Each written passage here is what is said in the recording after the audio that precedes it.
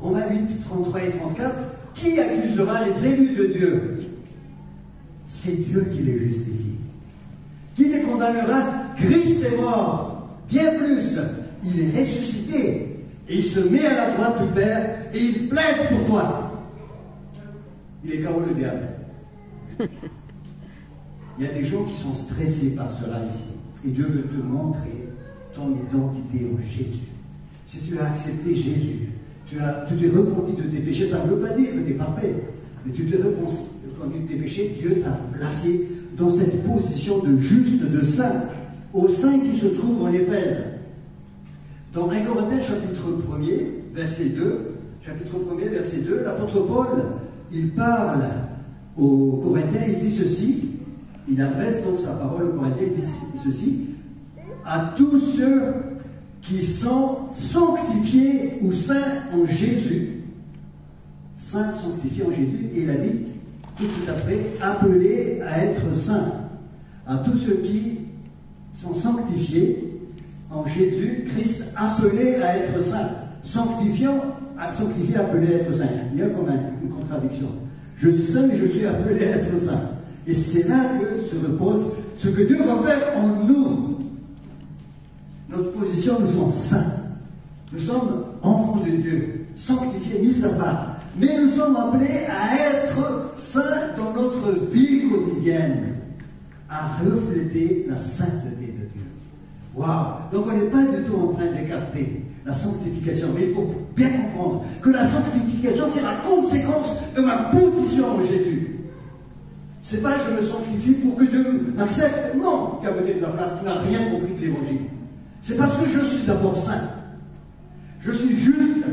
Je suis enfant de Dieu.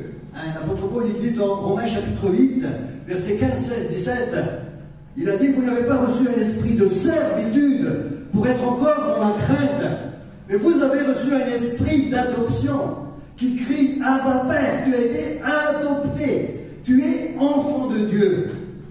Et cet esprit d'adoption crie en toi Abba Père et rend témoignage en toi que tu es fils, fille de Dieu et que tu es héritier, co-héritier avec Christ. Tout ça, c'est des positions juridiques. Tout ça, c'est ton identité. Juste, enfant de Dieu, héritier, co-héritier avec Christ. Tout ça, c'est des positions. Dieu l'a acquis à la croix. Waouh! Waouh! Tout ça, c'est des positions juridiques.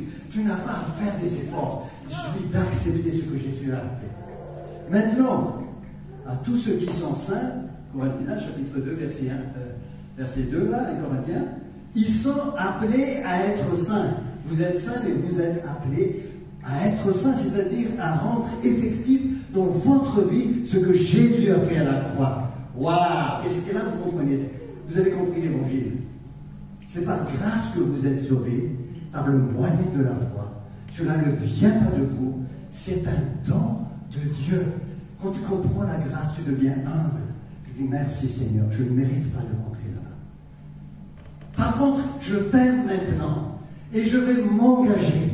Je vais être le reflet de ta sainteté, appelé à être saint. Waouh!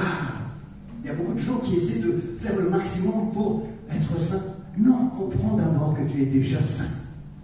Ne demande pas ce que tu es déjà. Laisse le Saint-Esprit changer ta vie. Voilà l'heure de la croix. Ce que Dieu a fait déjà pour nous, il l'a fait pour nous. Il n'a pas demandé notre avis. Il a déjà donné son Fils comme un sacrifice. Il a tout payé.